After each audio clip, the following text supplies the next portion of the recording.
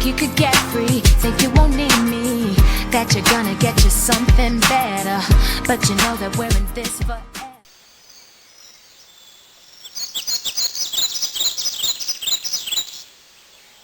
Kitaan ng malaking punong kahoy, mga bulaklak na may iba't ibang laki at amoy at hayop na karamihan pumapatay at malapit sa Averno at nasasakupan ng ilog Cosico. Matatagpuan dito ang isang binatang lalaki na nakatali sa puno. Nagubat ay matatagpuan at matatanaw si Florante at ito ay nag-iisip at nagtatanong. Nasaan ang Florante matapang? Ba't ganito? Naisip niya kung talagang ang kabutihan ay magwawagi at alam din ito ng Diyos bakit lalong maghasik ng lagim ang masasamang tao gaya ni Adolfo. Tanging kaligayahan ko pag-ibig ni Laura. Sa itong pagsubok, sinakaya ko lalo na kung maalala ko lang ang mahal ko. Tanging lakas niya ang mga masasayang panahong pagsusuyuan nila ni Laura sa kabila ng malupit na pagdating ng kamatayan. Alala ko lang ang mahal.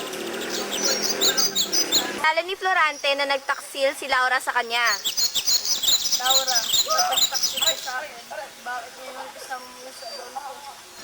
Sino man makakita sa kanya ay tiyak na maaawa dahil sa lubhang pagkawala ni Laura at pagtataksil neto. Mahal, ikaw lang ang tanging makapagbasya sa akin. Labis akong nalulungkot, lalo nang naaalala ko tuwing aalis akong makikipagtagma. Andyan ka lagi sa tabi ko upang ako'y alalayan. Labis akong nalulungkot dahil wala ka dito. Dahil pinagtaksilan mo ako. Sana alagaan ka ni Adolfo. Sa labis na pagdurusa, malakas na naghinagpis ito hanggang sa mawalan siya ng malay. Laura, nasaan ka man? Sana masaya ka. Kahit pinagpalit mo kay Adolfo, mahal na mahal pa rin kita. Tila may isang gererong nakikinig kay Florante at yun ay si Aladin. At may dalawang leon na tila gustong sakluban si Florante at ipinagtanggol ito ni Aladin. Pinakawalan nito si Florante. Aladin ng leon, kinalag niya ang tali ni Florante, siya ay nanghihina na para ng bangkay. Awang-awa si Aladin at di napigilang lumuha kaya tinulungan niya ito. Kinalong niya si Florante, gulong-gulo si Aladin sapagkat si Florante ay isang kaaway pero dahil sa kanyang kalagayan, di na ito inalintana ni Aladin. Makalipas ang ilang sandali, nagising si Florante. Asaan ka? Tulungan mo ako. Kung mamamatay man ako, sana maalala mo ako. Hindi na nagsalta si Aladin sapagkat ayaw niyang mabigla siya at muling pumikit si Florante. Muling nagising si Florante at siya'y nagulat. Ano ka? Ba't isang kamay ako ng isang away? Pilit niyang igalaw ang katawan pero siya'y di pa magaling. Huwag ka nang matakot, ligtas ka na sa panganib. So ngayon, may kaibigan tayo. Papasalamat din tinulungan mo. Gagawa ko, nakatali ka, walang kalaban-laban. Ligtas si Florante, hindi siya natulog dahil binantayan niya si Florante. Kinabukasan, natuwa siya dahil nagkamalay na si Florante. Hindi ka ligtasan ng gusto ko. Mas gusto kong mamatay. May problema ka, sabihin mo, makikinig ako. Albania, anak nila Do Ebreskeo at Prinsesa Floresca.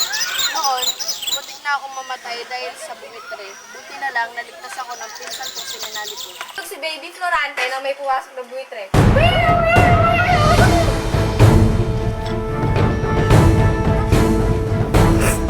Tulong! Kinuha ng buitre ang anak ko! Akin na yan!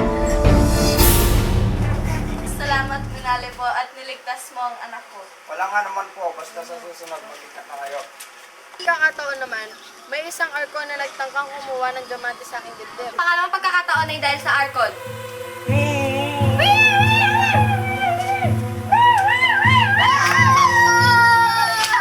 Si Florante, nakahiligan nito ang mamasyal sa gubat at mamana. Mamasyal tayo sa gubat. O sige, magiging masaya to, Princess Florante. Oo nga eh. Nang sila'y napagod, Tara mga kasama, magpahinga na tayo. Nais na ako ipadala ng aking mga magulang sa Atenas. nagpasyang ipadala ng kanyang magulang si Florante sa Atenas.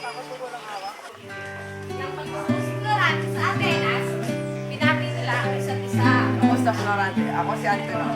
Mabuti naman po. Kayo po ba ay magiging guro? Ako nga magtuturo sa iyo.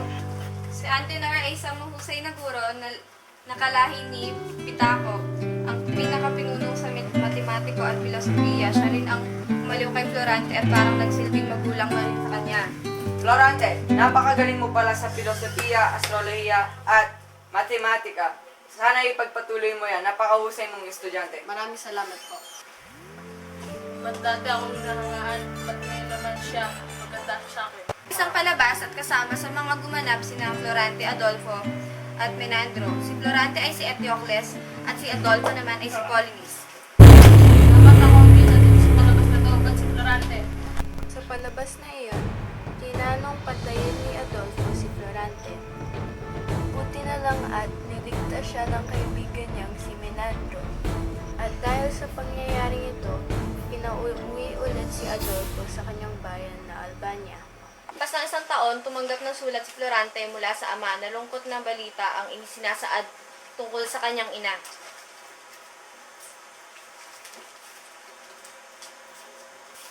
Patay na ang inhi ko. Nung nalaman ni Florante na patay na ang kanyang ina, na si Prinsesa Floresca, nawalan siya ng malay ng 2 oras. Sobrang lungkot ni Florante dahil dito, ginabayan siya ni Antenor upang malagpasan ito. Florante, huwag kang maging malungkot. Pero wala na nanay ko. Wala na siya. Sa kabilang buhay na siya. Masaya at binabantayan ka niya.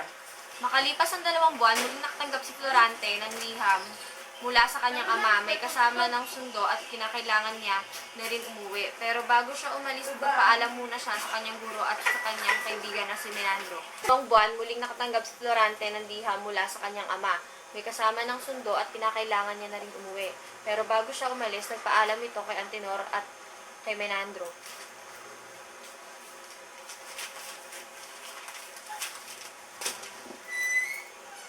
Ginoong Florante, may naghahanap po sa inyo sa labas. Sino yun?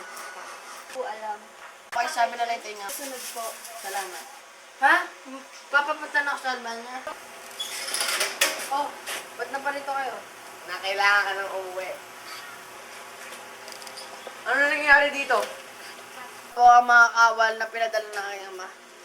Isama mo na si Menandro. Puntahan mo siya at sabihin mo, pinapasama ko siya. So, na-escape pa sa ni Guro Antenor sa Albania. Tayo na't magpaalam tayo kay Gurong Antonio. Tapos sa tinulong niyo sa akin. At sa tinuring niyo po ako. Salamat din, Florante, sa lahat ng ginawa mo. Tandaan mo nandun si Adolfo sa Albania at may masama siyang balak sa iyo. Po, pag-iingat po ako. Nandro, salamat din at naging mabuti ng kaibigan. Florante, at napakabait mo sa akin. You can Menandro, pati ka na lang kaya sumama sa kanya. O talaga po?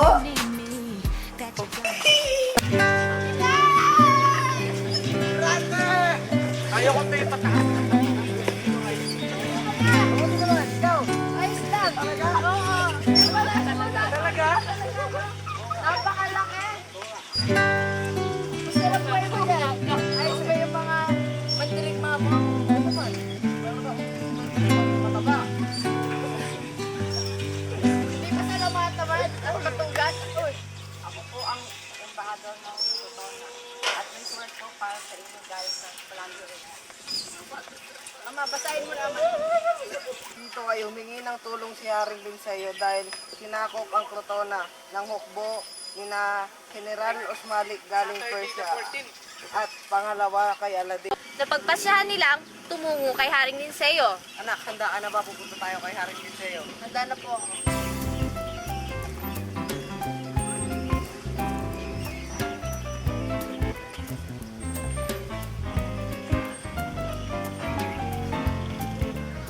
Kumusta? Okay po sa iyo.